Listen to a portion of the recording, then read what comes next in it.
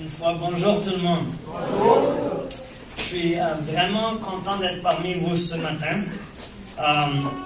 En fait, je commence à me demander, est-ce que ça vaut la peine de prêcher, parce que je crois que ce que Dieu a mis sur mon cœur a été déjà prêché ce matin par des actions.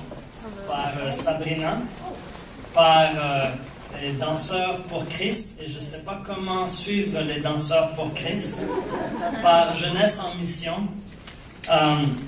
Le thème déjà ce matin, c'était apporter la parole de Dieu à travers le monde, et c'est exactement ce que Dieu a mis sur mon cœur, et je ne savais pas du tout que Jeunesse en mission allait être ici. Alors, c'est intéressant comment Dieu prévoit les choses. La dernière fois que j'étais ici, c'était, je crois, au mois d'août ou bien septembre. Je vous ai partagé sur Néhémie et reconstruire les murs. Et j'ai parlé du fait qu'on va reconstruire les murs du Québec et de Sherbrooke. Et puis, en fait, je veux un peu continuer cette idée dans les minutes que j'ai. Mais pour commencer, il faut me connaître un peu, me comprendre d'où je viens. Moi, j'ai grandi comme enfant de missionnaire en Côte d'Ivoire. Alors, j'ai passé 17 ans en Côte d'Ivoire, en Afrique, et puis j'ai beaucoup aimé mes années là-bas. Et puis, en fait, quand je viens ici à Lumière des Nations, je me sens vraiment chez moi. On loue comme on louait chez nous en Afrique, alors merci pour l'accueil.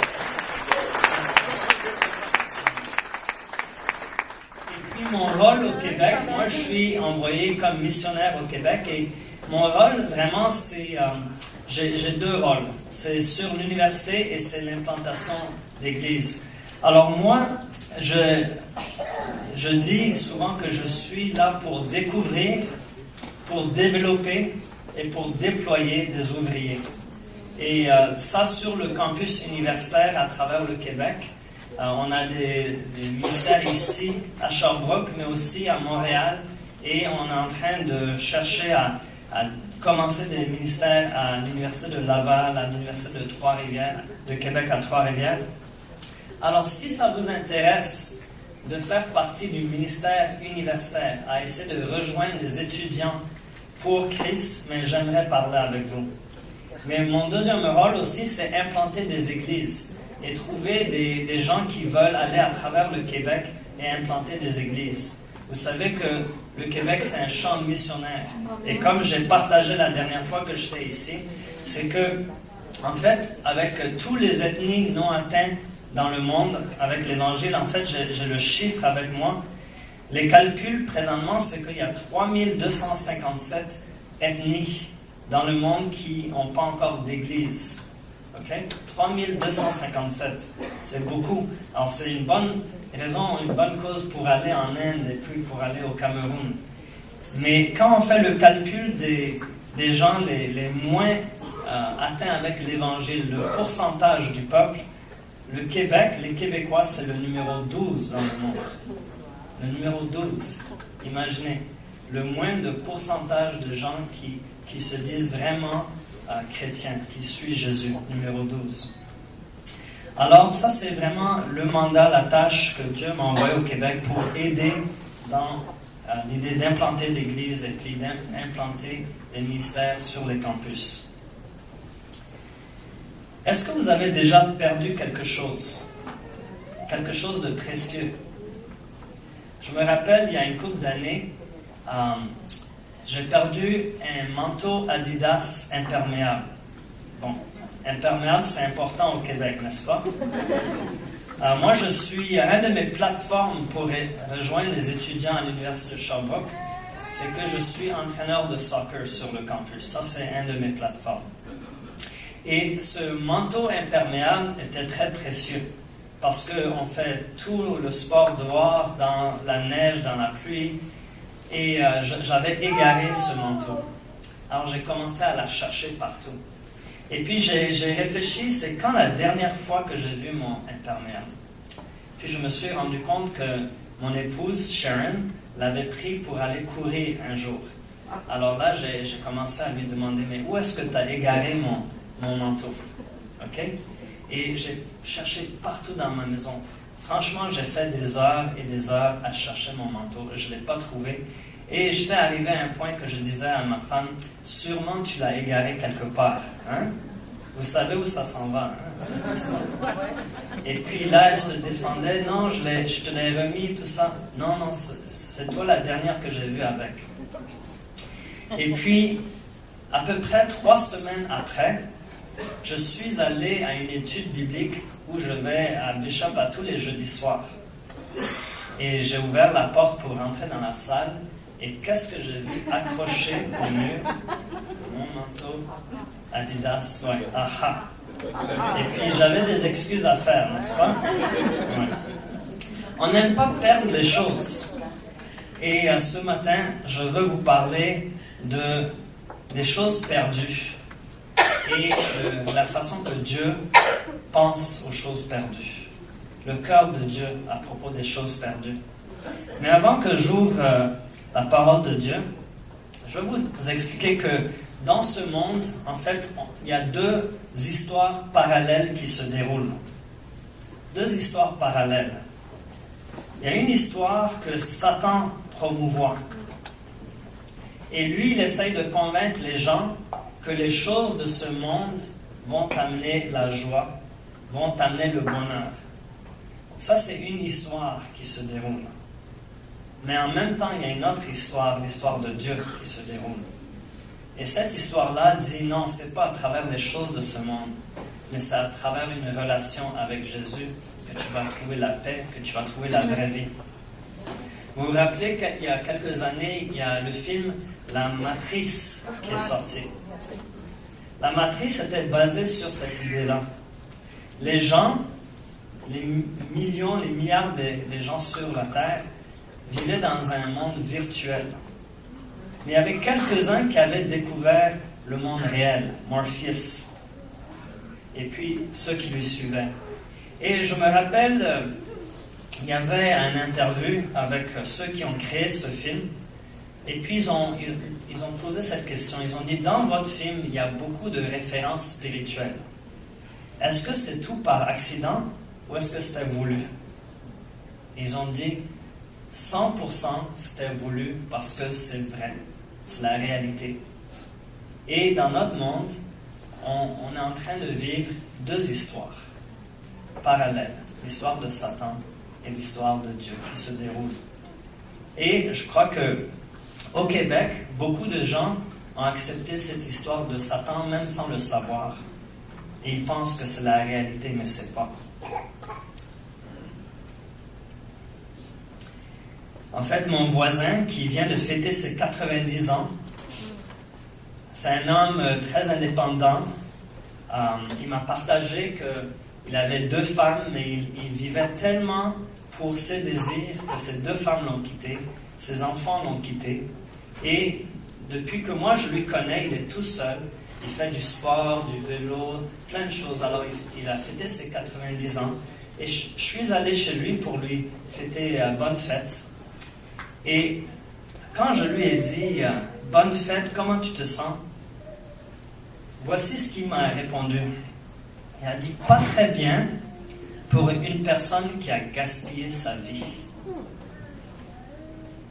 Pas très bien pour une personne qui a gaspillé sa vie. Et là, il a pris 10 minutes à m'expliquer que toute sa vie, il était le meilleur athlète à Sherbrooke. Il était un professionnel de la Ligue de football. Il avait donné sa vie au sport. Il disait qu'il voyait à peine sa femme parce qu'il jouait au badminton à midi, au tennis toute l'après-midi. Ensuite, il allait à la pratique de football parce qu'il voulait être connu à Sherbrooke comme le meilleur athlète. Il a perdu tout. Et il a cru dans cette histoire de Satan, que les choses de ce monde vont amener la joie. Eh bien, Jésus a dit « Tout pouvoir m'a été donné dans le ciel et sur la terre. Allez donc auprès des gens de toutes les nations et faites d'eux mes disciples. Faites les nations, les ethnies, mes disciples. Baptisez-les au nom du Père, et du Fils et du Saint-Esprit et enseignez-leur à pratiquer tout ce que je vous ai commandé. Et sachez-le, je vais être avec vous tous les jours jusqu'à la fin du monde. » Alors Jésus nous donne la tâche de faire des disciples. Et c'est pour ça que Jeunesse en mission va en Inde et au Cameroun et à travers le Canada. Et on sait qu'ici au Québec, c'est un champ missionnaire. Mais franchement, je peux vous dire que être un chrétien ici à Sherbrooke et au Québec, c'est pas très populaire, n'est-ce pas? Et en fait, on commence à avoir un peu peur de partager notre foi.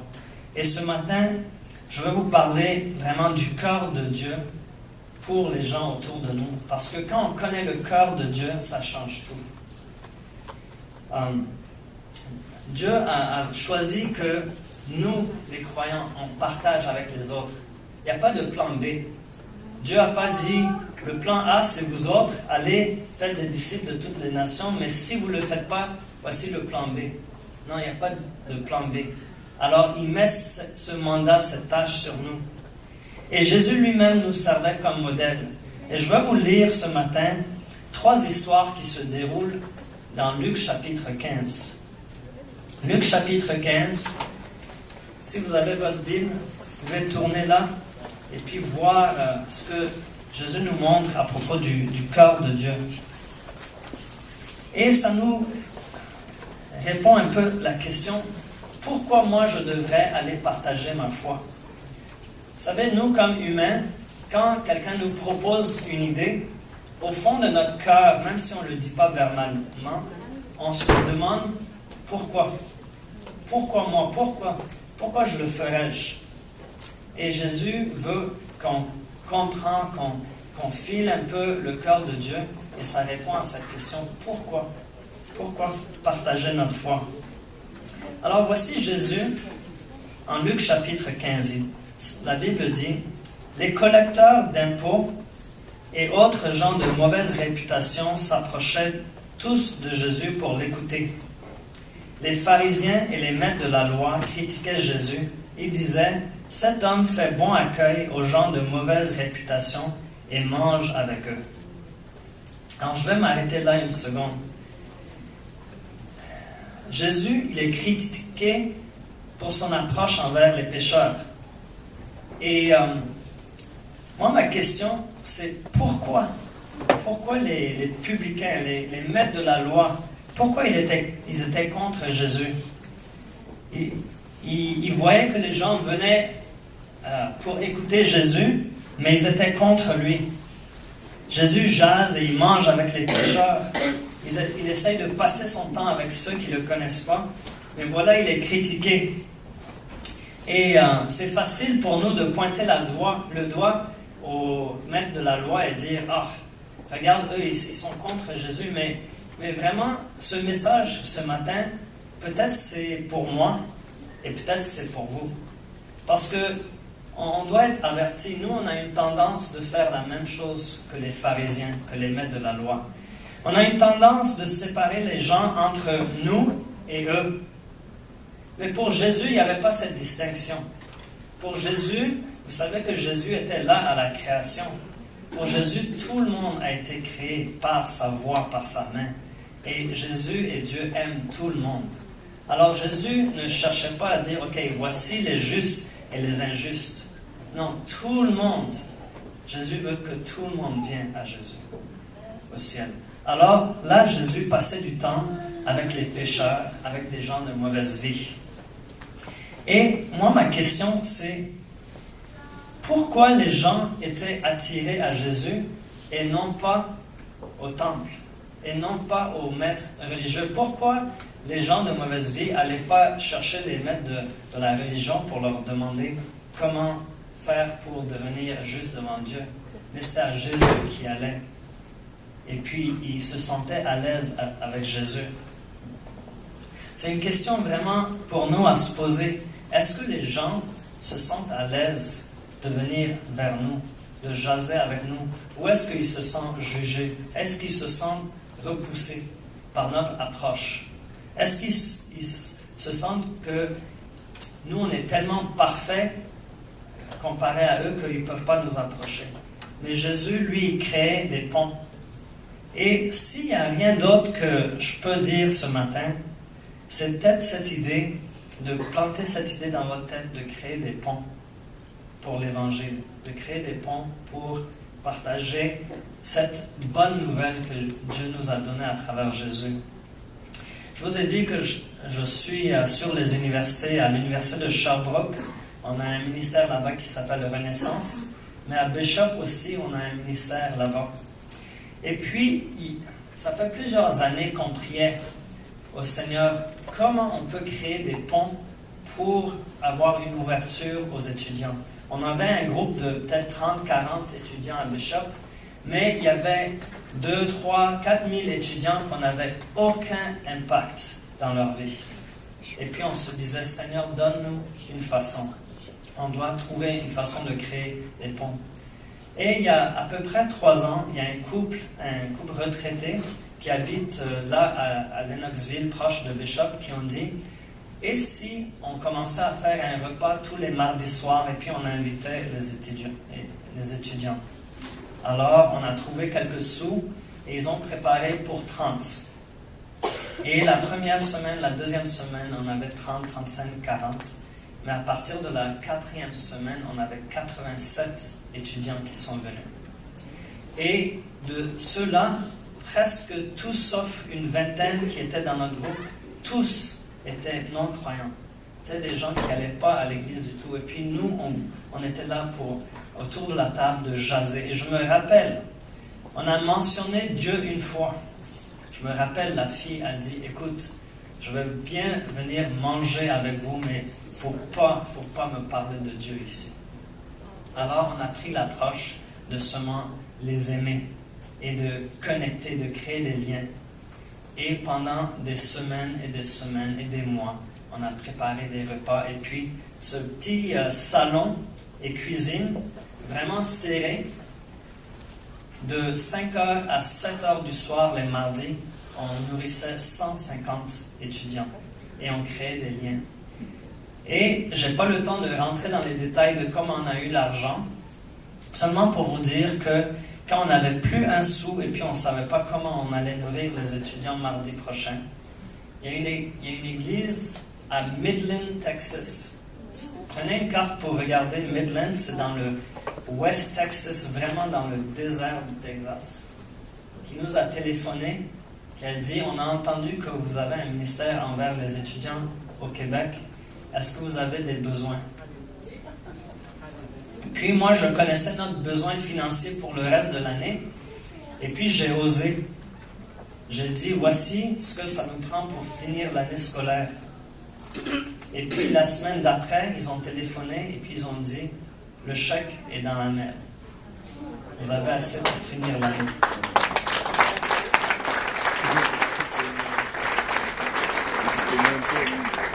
Et aujourd'hui, Jeunesse en Mission est venue l'autre jour. Ça va entre 150 à 250 étudiants à tous les mardis. Et même ce mardi, il y avait un étudiant que je connais depuis longtemps qui s'est assis. Moi, je me suis assis à côté de lui. Puis on parlait, et puis on prie toujours pour des ouvertures. Et l'ouverture est venue. Et j'ai commencé à parler de Jésus. Il m'avait dit, je ne suis pas religieux, tout ça.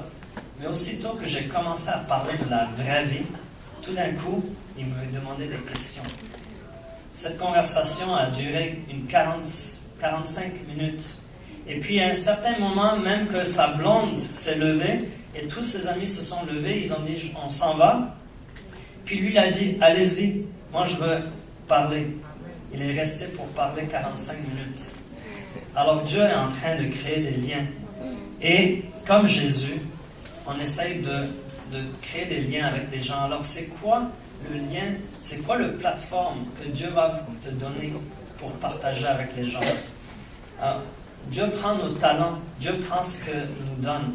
Avec Jeunesse en Mission, vous autres qui jouez la musique, c'est une plateforme incroyable. Pour Sabrina, ça c'est une plateforme incroyable qu'on peut prendre pour partager notre foi.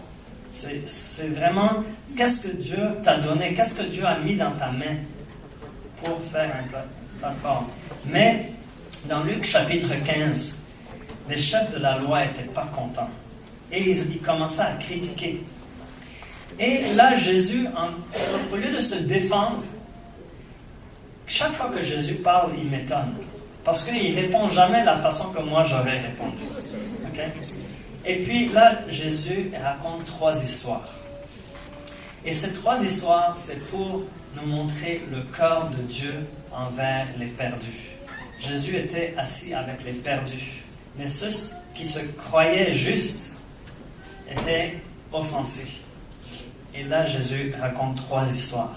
La première histoire se trouve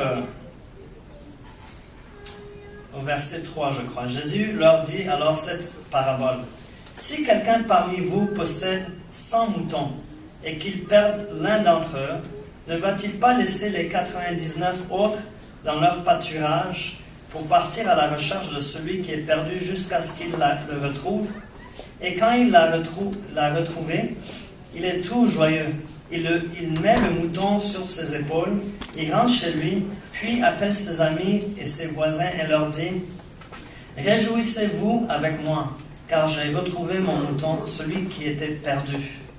De même, je vous le dis, il y aura plus de joie dans le ciel pour un seul pécheur qui commence une vie nouvelle que pour 99 justes qui n'en ont pas besoin. » Alors là, Jésus raconte sa première histoire sur un mouton perdu.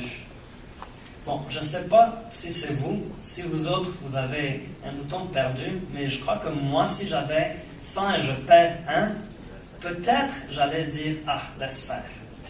Je vais garder mes 99. » Mais ce n'est pas l'attitude de Dieu envers les perdus. Et le berger s'en va chercher. Il cherche, jusqu'à qu'il trouve son mouton perdu. Et c'est une belle image. Il met le mouton sur ses épaules. Ça démontre de l'amour pour ce mouton. Et il revient chez lui, il appelle tous ses amis, ses voisins, et il fait la fête. C'est un bon Québécois, n'est-ce pas? Il aime la fête.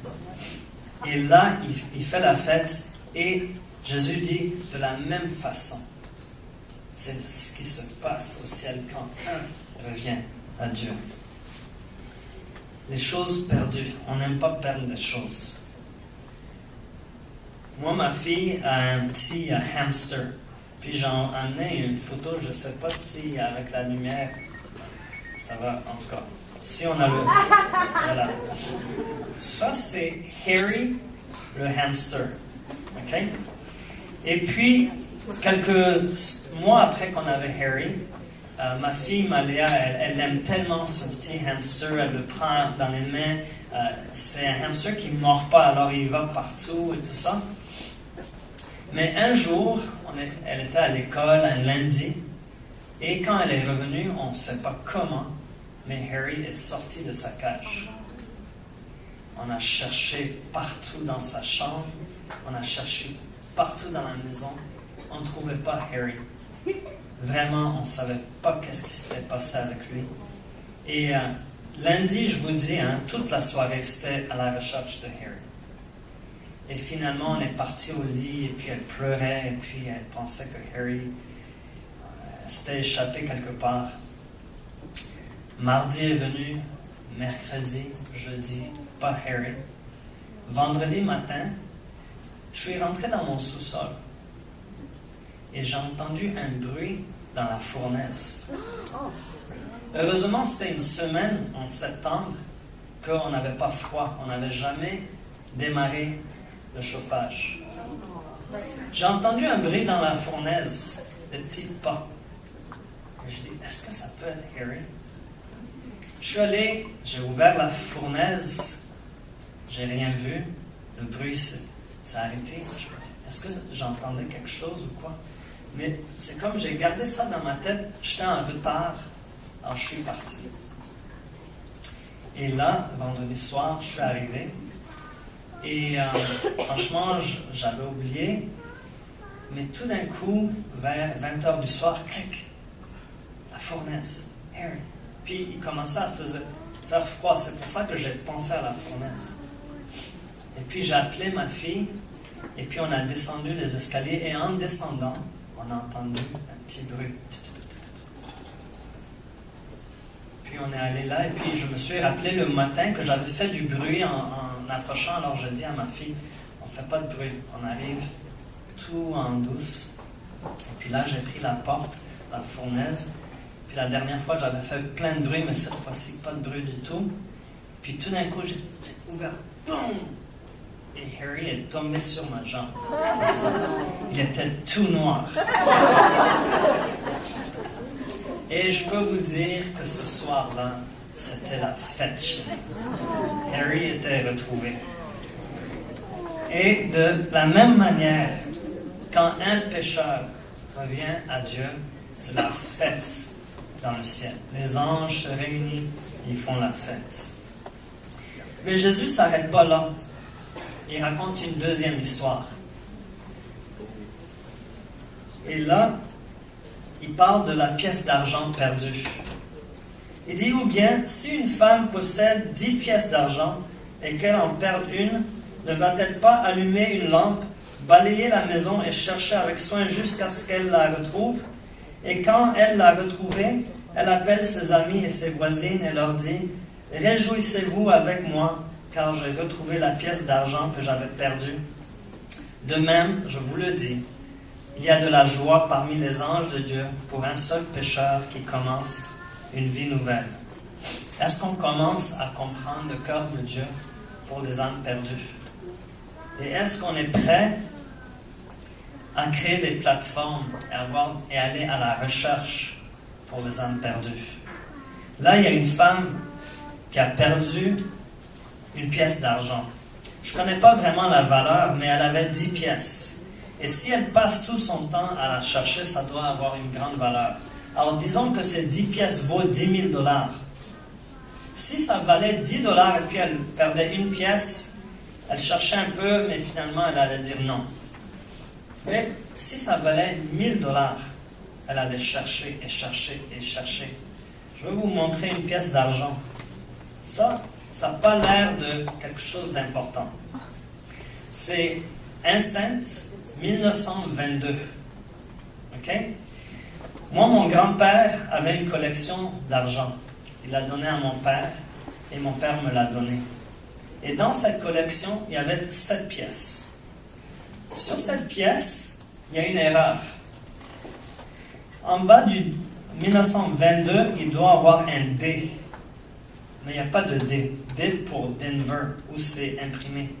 Mais il n'y a pas de D. Ils se sont rendus compte après qu'ils avaient fait 7000 de cela.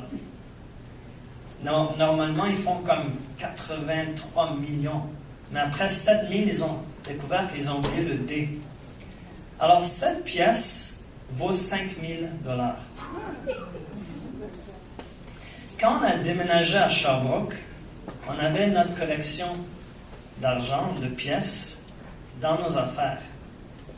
Mais sans aller trop dans les détails, les déménageurs ont pris le choix de l'emporter avec eux. Cette pièce valait 5000 $. Et j'ai cherché, parce qu'au début, je me suis dit, ils l'ont égaré quelque part dans notre maison. C'est un coffre assez facile à trouver. Mais j'ai cherché, et j'ai cherché, et j'ai cherché, et j'ai cherché. Je n'ai pas trouvé. Et il dépense tout ce qu'il a. Et comme l'histoire le dit, il se rencontre. Il se rencontre, et puis là, il dit, non, je vais repartir à mon père, et je vais regagner son amour. Et je veux m'arrêter là une seconde. Parce que la façon que ce premier fils pense, parfois c'est un peu la façon que nous, on pense. Il s'est rendu compte qu'il était pécheur, et il dit, je vais aller à mon père, je ne suis pas digne d'être ton fils, alors je vais travailler pour regagner ton amour. Est-ce pas vrai parfois que nous, on pense qu'on peut gagner l'amour du Père?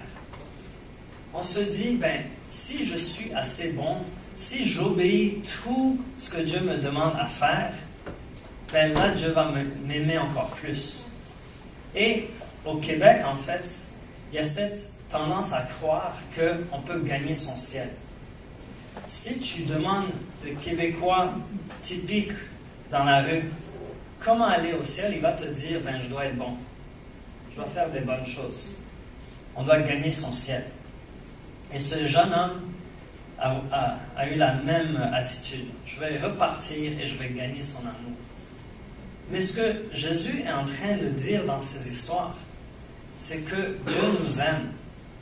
Dieu nous aime et il n'y a rien qu'on puisse faire pour gagner son amour. Dieu nous aime quand on est bon et quand on est mauvais. Il n'aime pas ce qu'on fait. Il haït notre péché, mais il nous aime. Et il est prêt à nous recevoir. Et c'est vraiment l'attitude qu'on doit véhiculer ici au Québec. Parce que quand les gens pensent à l'Église, ils n'ont pas une bonne image de l'Église ici au Québec. Ils n'ont pas une bonne attitude envers l'Église. Parce que l'image qui a été véhiculée au Québec à travers les années, c'est que Dieu t'aime pas du tout parce que tu es mauvais, parce que tu es pécheur. Et il faut faire toutes les choses bonnes, il faut croiser tous les T, il faut mettre un point sur tous les I, ou sinon Dieu ne t'aime pas. Mais ce n'est pas la réalité, ce n'est pas vrai. Dieu t'aime pareil. Et ça prend l'Église de Jésus-Christ à aller véhiculer ce message. Mais le jeune homme, il revient à son père et il est prêt à expliquer à son père qu'il va lui servir comme un serviteur. Mais l'image que Jésus raconte ici du père, c'est incroyable. Ça dit que quand le fils revenait, le père lui voit de loin et a un cœur de compassion pour lui. Et c'est exactement ce que Dieu fait pour les pécheurs. Dieu les attend, Dieu les poursuit et Dieu a un cœur de compassion pour eux. Et le père s'en va rencontrer son fils et il l'embrasse, il met ses bras autour de lui et il déclare que maintenant on va faire la fête. Amenez le veau engraissé, on va le tuer, on va faire une fête, on va inviter tout le monde parce que mon fils qui était perdu est retrouvé, celui qui est mort est revenu à la vie. Ça donne une image incroyable de Dieu. Et c'est exactement le message qu'on doit véhiculer ici au Québec, que Dieu est prêt à t'embrasser parce que Dieu t'aime. Et l'histoire s'arrête là, n'est-ce pas? Non, pas du tout. Jésus aurait pu arrêter son histoire là, mais sa mission n'était pas encore accomplie. Et avec les minutes qui restent, je veux finir l'histoire. Déjà, on voit le cœur du Père pour le Fils. Et on voit le cœur de Dieu pour les choses perdues. Mais il ne s'arrête pas là parce que Dieu veut s'adresser à nous maintenant. Et Jésus continue l'histoire. Verset 25. Pendant ce temps, le fils aîné de cet homme était au champ. De son retour, quand il approcha de la maison, il entendit un bruit de musique et de danse. Il appela un de ses serviteurs et lui demanda ce qui se passait. Le serviteur lui répondit, « Ton frère est revenu, et ton père a fait tuer le veau que nous avons engraissé, parce qu'il a retrouvé son fils en bonne santé. » Le fils aîné se mit alors en colère et refusa d'entrer dans la maison. Son père sortit pour le prier d'entrer. Mais le fils répondit à son père, « Écoute, il y a tant d'années que je te sers sans avoir jamais désobéi à l'un de tes ordres. Pourtant, tu ne m'as jamais donné même un chevreau pour que je fasse la fête avec mes amis. Mais quand ton fils, que voilà, revient, lui qui a dépensé entièrement ta fortune avec des prostituées, pour lui tu fais tuer le veau que nous avons engraissé. » Le père lui dit, « Mon enfant, tu es toujours avec moi, et tout ce que je possède est aussi à toi. Mais nous devions faire la fête, et nous réjouir, car ton frère que voici était mort, il est revenu à la vie, il était perdu, et le voilà retrouvé. » Encore, on voit le cœur du Père.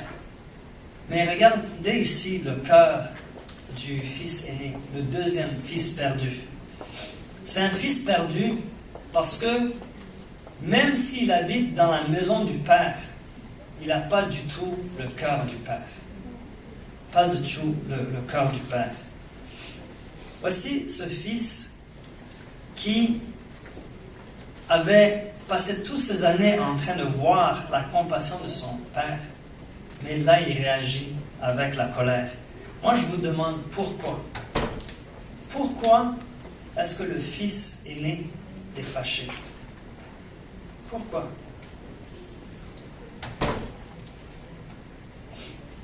Si on réfléchit, si on regarde,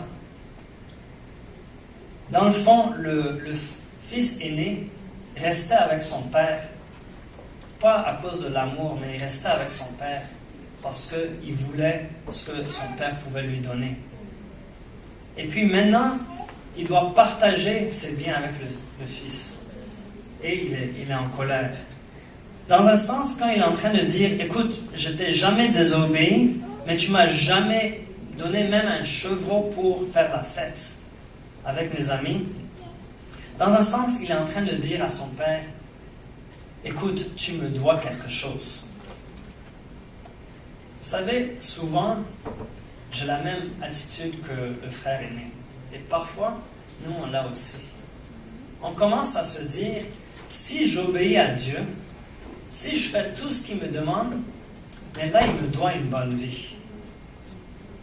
Et on est tout ébranlé quand les choses dans notre vie commencent à aller mal.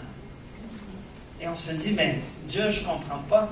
Et même, il y a des gens qui partent de la foi parce que leur théologie a été basée sur cette idée erronée que si j'obéis à Dieu, il me doit une bonne vie. Mais ce n'est pas le cas. En fait, Luc chapitre 14, si vous prenez le temps à le lire juste avant ces histoires, Jésus a dit que celui qui veut me suivre, qui porte sa croix. Qu'est-ce que ça veut dire porter sa croix? Ça veut dire se sacrifier. Et ça se peut que Dieu te demande de sacrifier tes désirs, de sacrifier ta belle vie que tu as imaginée dans ta tête pour lui, parce qu'il a un meilleur plan pour toi. Mais nous, on croit dans le mensonge de Satan qui dit « Suis Dieu et il va te donner exactement ce que tu veux, il te doit quelque chose. » Dieu ne nous doit rien. Nous, on était pécheurs et Jésus est venu nous chercher où on était. Et Jésus est en train de chercher, de poursuivre les pécheurs à travers notre vie. Mais Dieu ne nous doit rien, rien du tout. Et ça se peut que notre vie va être encore plus difficile parce qu'on suit Jésus que si on ne suivait pas Jésus. Pourquoi nous, on allait avoir une vie en rose quand Jésus, le Sauveur, lui-même est mort sur une croix? Jésus a souffert. Pourquoi nous, on ne peut pas souffrir pour Jésus? Et voilà le fils aîné qui dit que Dieu, son père lui doit quelque chose. Dans un sens, il restait avec son père pour ses fins personnelles. Et parfois, nous, on fait la même chose. On est en train de suivre Dieu pour nos fins personnelles, parce qu'on veut quelque chose. Et si on y réfléchit, les deux fils, d'une manière différente, cherchaient la même chose. Il y a un fils qui suivait le plan de Satan, l'histoire de Satan, pour avoir le bonheur. Là, il y a l'autre fils qui est resté avec son père pour avoir le bonheur. Ils étaient à la recherche de la même chose, mais ils cherchaient ça différemment. Mais Dieu est en train de nous dire à travers ces histoires que nous, on doit avoir un cœur de compassion. Et que ceux qui sont autour de nous, qui ne connaissent pas Jésus comme Sauveur, ce n'est pas eux et nous, mais on est tous ici, dans le même bateau. Il y a certains qui ont reconnu que Jésus est mort pour eux, et d'autres qui n'ont pas encore reconnu, mais peut-être un jour ils vont le reconnaître. Et que Dieu est en train de les poursuivre, et ils ont besoin du salut de Jésus. Il y a une histoire qui n'est pas dans la Bible, mais je trouve vraiment pertinente. Il y avait un jour, Jésus, avec ses disciples, il a dit à ses disciples, prenez une roche et suivez-moi. Alors, chaque disciple a ramassé une roche, mais Pierre a dit, je ne vais pas prendre quelque chose de grand, de gros comme les autres. Alors, il a pris un petit caillou comme ça. Et puis, il a suivi Jésus. Alors, ils ont marché toute la matinée, il faisait chaud et tout ça. Et finalement, ils se sont arrêtés sous un arbre, à l'ombre. Et Jésus a dit, prenez votre roche, prenez et mangez. Et tout d'un coup, la roche s'est transformée en pain avec le goût de miel. Alors, certains disciples avaient une grosse roche, ils mangeaient bien, mais Pierre, une bouchée. Pierre était un peu fâché, il avait faim. Ok, je crois que j'ai compris. Alors, Jésus se lève, il dit on s'en va, prenez une roche et suivez-moi. Tout le monde prend une roche. Cette fois-ci, Pierre dit j'ai compris. Une grosse, il met sur l'épaule. C'est lourd, ok? Puis il marche des kilomètres et des kilomètres au soleil. Là, vers l'heure du souper, ils arrivent au bord d'une rivière. Puis Jésus leur dit d'approcher. Il dit, ok, maintenant, jetez votre pierre à l'eau. Jette à l'eau. Mais Pierre pense toujours au souper. Ok? Ah, je l'ai jeté à l'eau, mais Jésus est capable de faire n'importe quoi. Là. Puis là, Jésus, il ne parle pas de souper, il continue avec quelque chose d'autre. Finalement, Pierre, excusez. Il dit, à midi, là, ça a transformé en pain, puis maintenant, on arrache à l'eau. Parce que Jésus a dit, mais pour qui est-ce que tu portais la roche?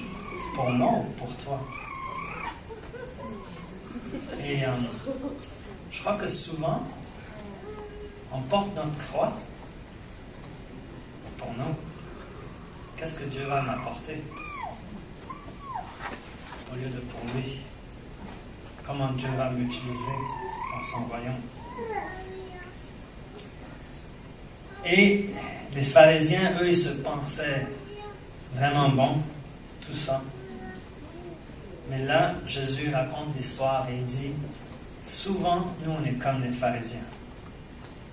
Souvent, on se dit, nous, on est bien, on n'a pas besoin, parce que Dieu nous doit quelque chose. Alors, ce matin, la question que j'ai pour vous, c'est comment est-ce que Dieu veut t'utiliser ici, à Sherbrooke, au Québec, à travers le monde, pour poursuivre les brebis perdues, l'argent, la pièce perdue, les fils perdus. Dieu t'a donné des talents et il te donne des opportunités. Mais souvent, on est tellement dans notre monde, on pense tellement à nous. Et on pense tellement qu'on est meilleur que les autres parce que nous, on a Jésus dans notre vie et que Dieu nous doit quelque chose.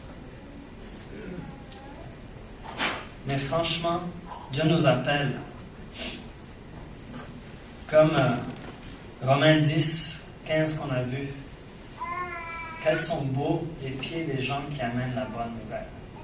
Qu'est-ce que Dieu nous appelle à faire? Je ne sais pas si je vous ai raconté ça la dernière fois que j'étais ici, mais vous savez que j'ai grandi en Afrique et puis j'ai eu l'opportunité d'aller à Tombouctou. Est-ce que je vous ai raconté ça la dernière fois? Oui, le Coca-Cola.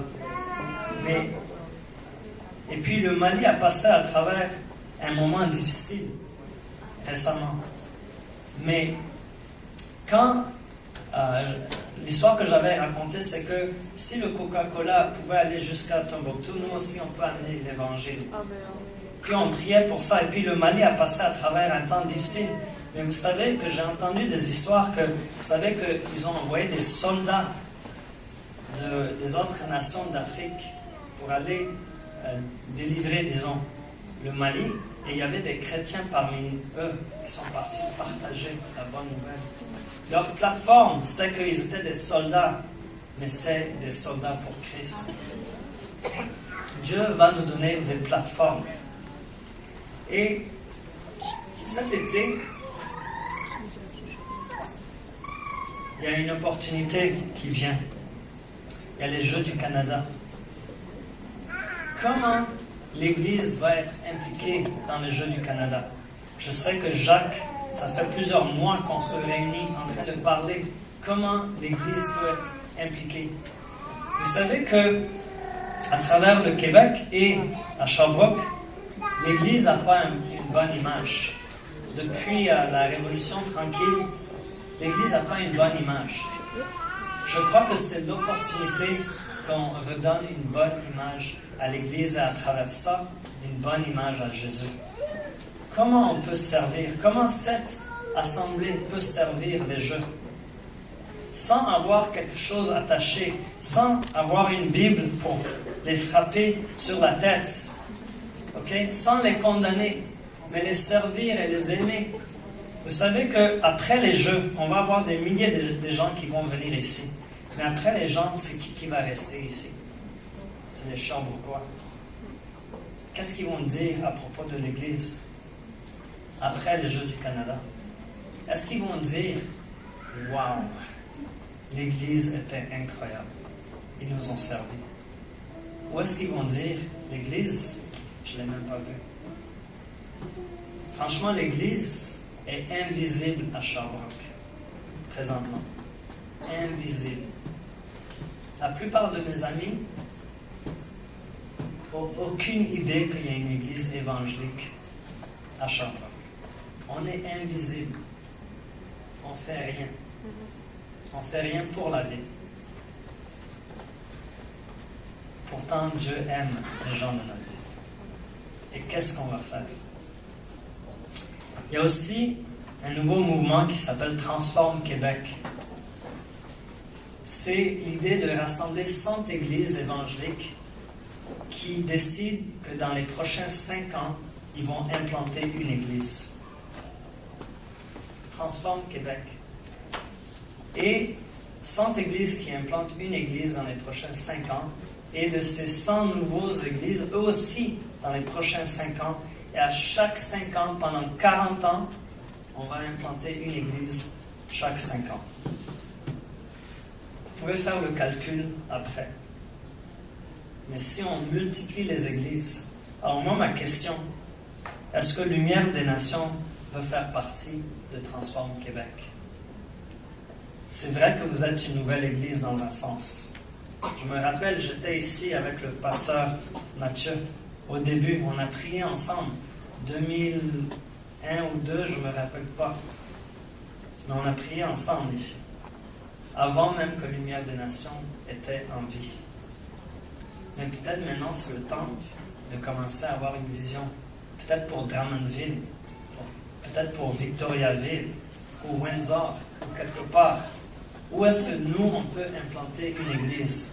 Où est-ce que nous, on peut créer un noyau pour aller implanter une église? Ou peut-être, vous aimez beaucoup les étudiants. Et j'aimerais susciter dans votre cœur l'intérêt de me joindre sur les campus. À Bishop, j'ai un noyau de gens qui se sont portés prêts. Et puis, ils gèrent Bishop.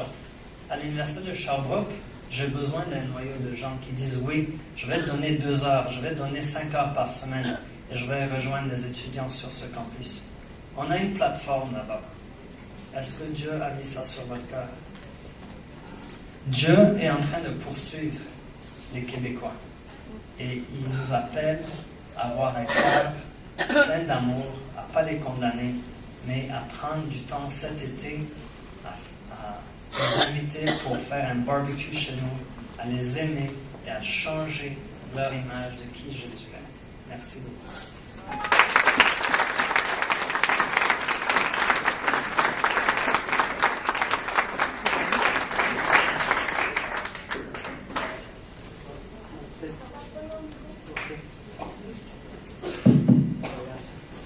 Que Dieu nous bénisse.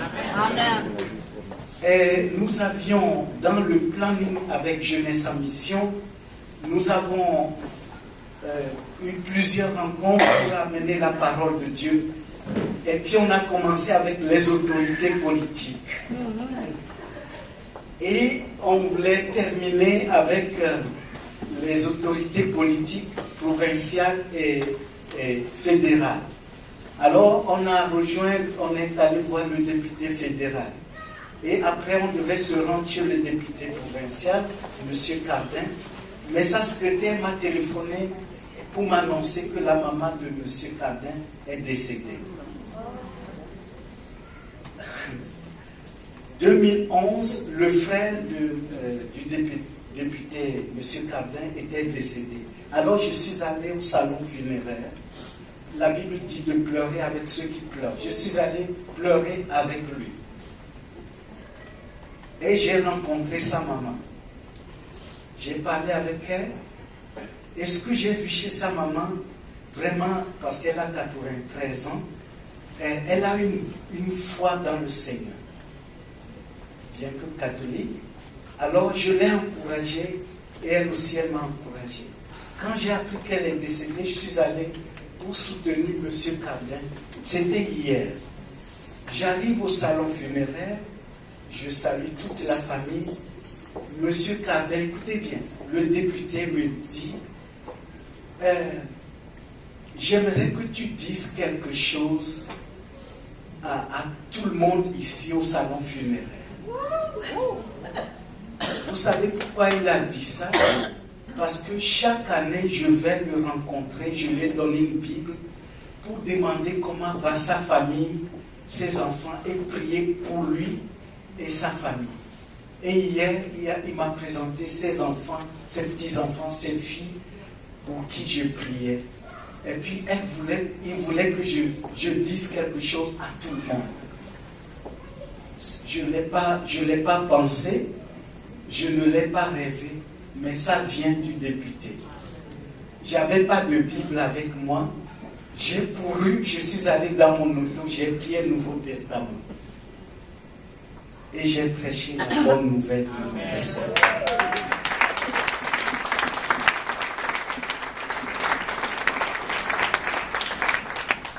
L'année 2013, année de l'audace de la foi. N'attends pas que l'ange Gabriel vienne te dire, ainsi parle l'Éternel des armées.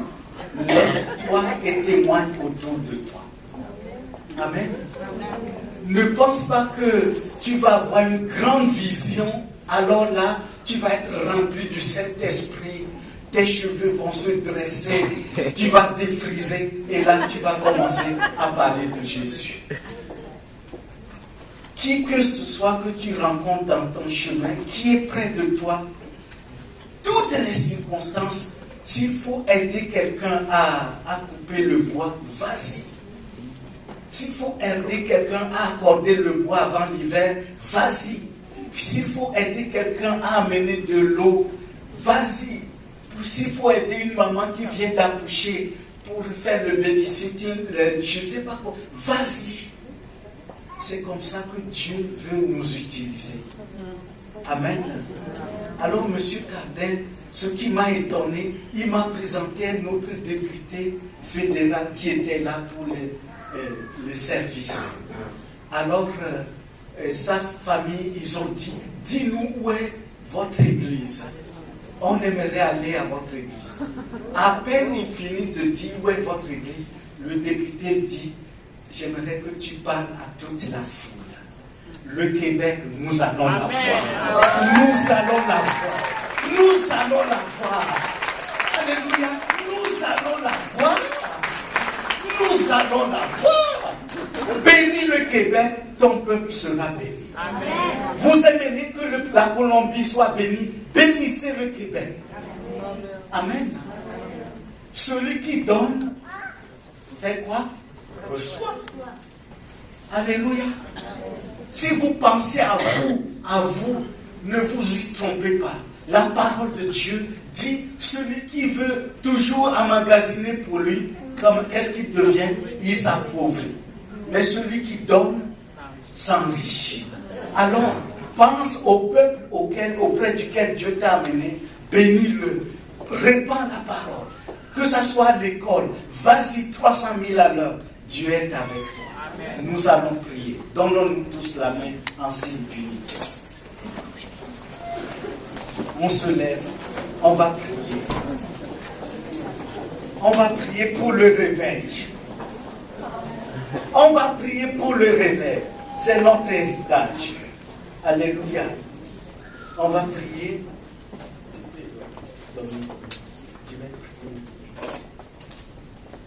Alors nous allons vraiment penser au Québec, penser à Sherbrooke, et puis demander au Saint-Esprit de déposer une stratégie personnelle dans notre cœur. S'il te demande d'aller d'aller visiter votre voisin pour lui apporter à manger, préparer un repas, vas-y. S'il te demande de porter attention à ton collègue de travail, peut-être qu'il a besoin d'écoute, vas-y. Si tu te mets à cœur d'aller visiter les étudiants de l'université de Sherbrooke, vas-y. Ne te pose pas des questions, vas-y. Fais ce que Dieu te demande. Alléluia. Notre bon Père Céleste, nous te disons merci parce que tu portes dans ton cœur le Québec. Tu portes ce peuple dans ton cœur. Tu rêves pour ce peuple. Tu veux ce peuple dans ton royaume. Seigneur, nous te prions. Nous te prions de nous donner la vision de ton cœur, de nous donner le zèle, la compassion, la miséricorde, mais aussi la puissance de ton Saint-Esprit, la détermination, l'audace de la foi, l'onction de ton influence qui fait la différence. Seigneur, nous proclamons que le peuple québécois ne restera pas dans les ténèbres, mais ce peuple est destiné à ton royaume. Nous confessons au-devant les puissants des ténèbres qui maintiennent ce peuple dans le mensonge, dans l'égarement. Nous les déclarons vaincus à la croix de Golgotha. Nous proclamons que le Fils unique du Dieu vivant, le Seigneur de gloire, Jésus-Christ venu dans le monde, est venu pour que ce peuple entre librement dans la liberté, en la mentalité, dans l'esprit de ce peuple. Nous les condamnons dans le nom puissant de Jésus. Nous proclamons que Jésus-Christ, le Fils de Dieu, est le libérateur. Il est le roi de gloire. Il est le Tout-Puissant. Il est le Dieu créateur. Il est le Dieu sauveur. Il est le Dieu de la vie, le Seigneur de la vie. En lui se trouve la liberté. En lui se trouve le bonheur. En lui se trouve la vie. Seigneur, nous renversons l'illusion que le diable a donnée à ce peuple pour lui faire croire que son bonheur, son avenir se trouve dans des choses périssables, des choses passagères. Mais ce qui demeure, c'est l'amour de Jésus-Christ, notre Seigneur. Seigneur, remplis-nous de ton esprit, remplis-nous de ton amour, remplis-nous de ton cœur, remplis-nous de ta compassion et donne-nous, Seigneur, par la puissance de ton Saint-Esprit, alléluia, de faire des pas de foi et renverse les murs, les obstacles qui sont devant nous. Nous brisons la peur, nous brisons ce que la crainte des hommes et nous proclamons que ta liberté, ton nom béni, ta vie est notre héritage. Seigneur, rends-nous contagieux au travers de nous. Seigneur, crée la soif de toi dans les cœurs. Et que ce peuple qui marche dans les ténèbres voit ta lumière. Ce peuple qui marche dans la vallée de l'ombre de la mort entre dans ta plaine de vie. Seigneur, nous rompons le joug de la malédiction. Nous brisons le négativisme et nous confessons le don de la foi, le regard de la foi, l'audace de la foi dans le nom puissant de Jésus. Seigneur, viens faire la différence.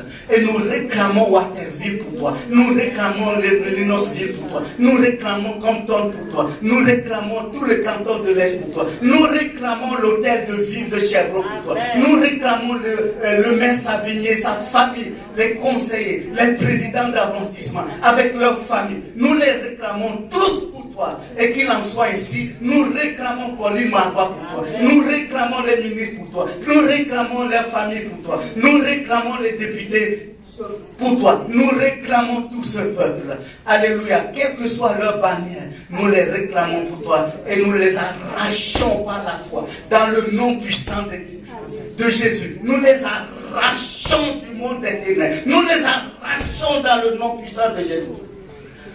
Alléluia. Et nous déclarons, alléluia, les chaînes de captivité brisées. Amen. Nous confessons la rupture de ce joug de mensonges, de tromperie, d'égarement qui pèse sur ce peuple. Nous déclarons ce joug rompu. Et nous appelons la bénédiction, l'amour de Dieu le Père, la communion du Saint-Esprit, la puissance du nom de Jésus-Christ, notre Seigneur, sur chaque foyer, chaque famille, chaque habitant de toute la province du Québec. Et qu'il en soit ici, dans le nom glorieux puissant de Jésus. Et le peuple de Dieu dit Amen. Amen. Amen. Que Dieu nous bénisse. Que Dieu nous bénisse. Alléluia. Je vais demander à tous les hommes d'aller chercher les tables, de les installer. Alors mesdames, vous pouvez vous reposer. Au moment de manger, on va vous aviser.